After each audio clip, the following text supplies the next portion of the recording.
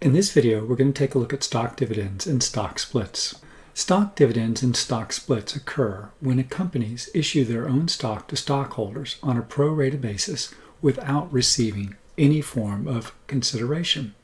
Stock dividends and splits are really much ado about nothing. For instance, if we take a piece of bread and tear off a corner or break it in half, we don't increase the amount of bread we have. We can take a dollar bill, tear it in half, and we suddenly don't have more money. The same is true about shares of stock. If we pay stock dividends, we're really simply tearing off a corner, or stock split, tearing it in half. We're not changing the underlying assets of the company, the revenues of the company, the liabilities of the company. We're changing nothing other than the shares outstanding and the share price.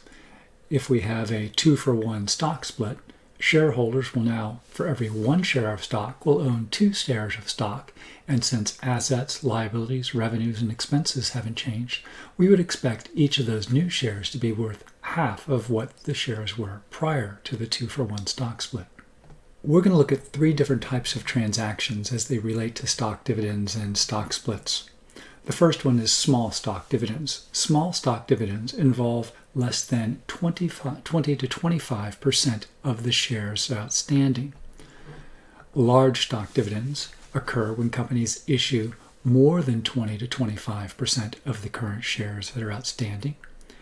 And then stock splits involve a restatement of the par value of the shares that are outstanding, as well as a change in the number of shares outstanding.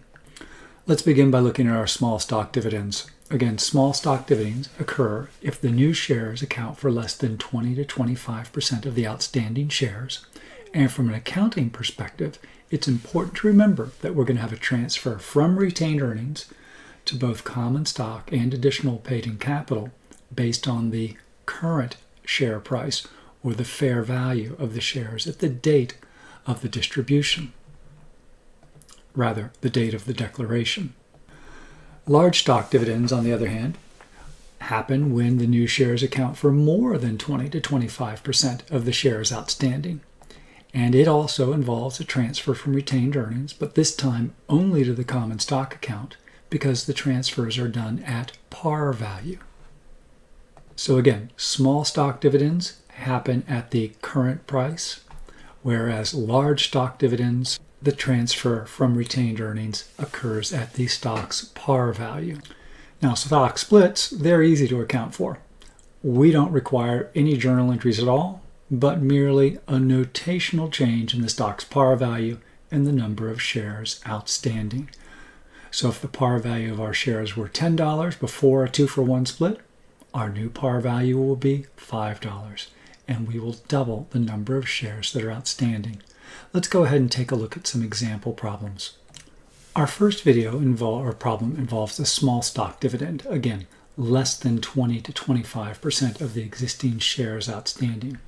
We're told that Marigold has outstanding 489,000 shares of $10 par value common stock, and the company declares a 10% stock dividend on September 1 when the fair value of the stock is $62 per share.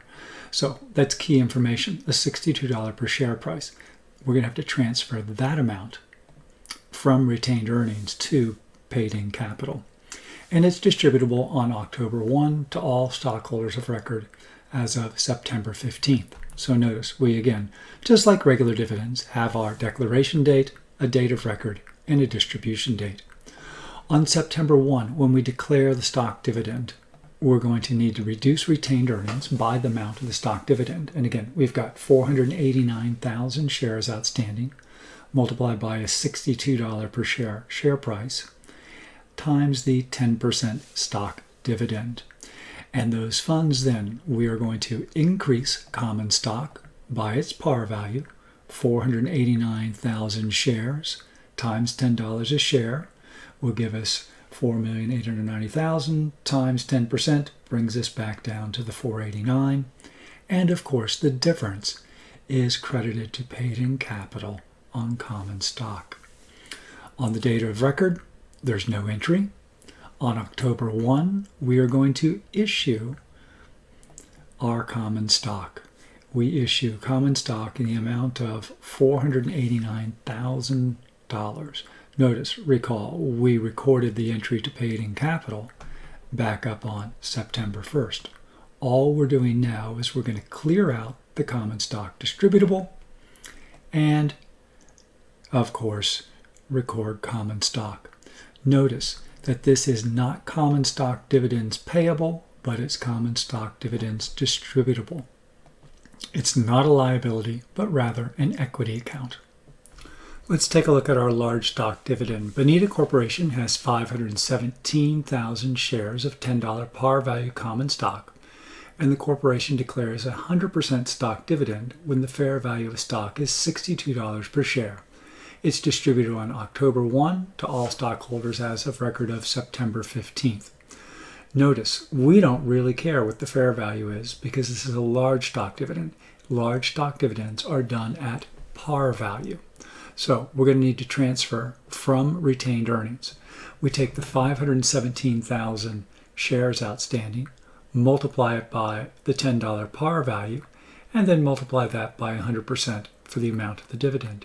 So we'll debit retained earnings for $5,170,000, and of course we will credit common stock dividends distributable for the $5,170,000. Again, not common stock dividends payable, but distributable. This is an equity account, not a liability. On the 15th, the date of record, there's no entry. And then October 15th, or October 1st, we debit common stock dividend distributable, and we credit common stock.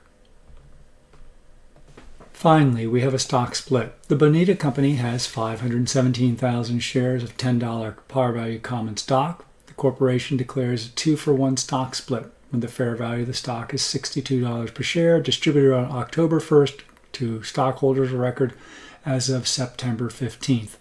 Basically the same information as the prior question, but now it's classified as a 2-for-1 stock split.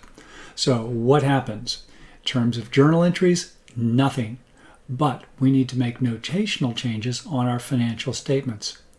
We will now increase the number of shares outstanding from 517,000 to 1,034,000, and we will reduce the par value per share from $10 to $5.